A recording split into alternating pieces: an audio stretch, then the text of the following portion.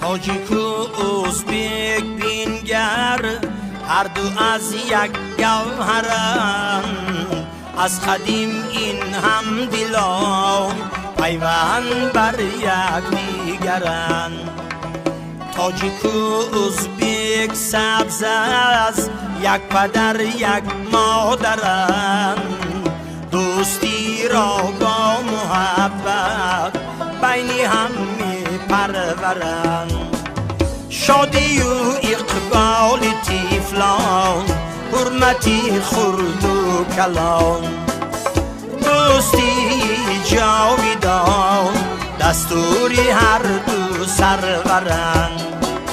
چون اساسی دوستی جامی نوایی مانده اند، عارفانی علم و فرهنگ اهل عرفان پرورند.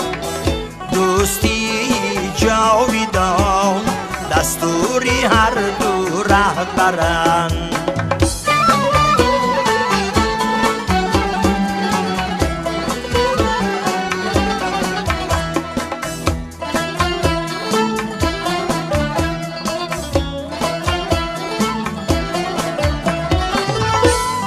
جامی و نوایی گوش و دوستlik خشتنی، اهل دانانین شعاری علمی لا عرفانی رور.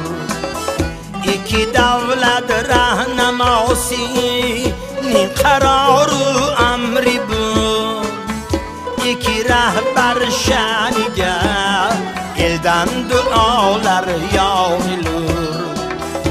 İki rehber şanigar elden dualar yağılır.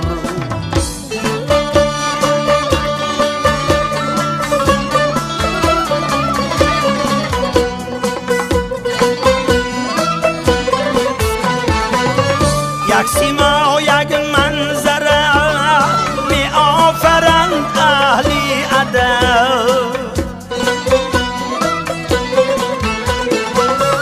یک سیما و یک منظره می آفرند اهلی ادب.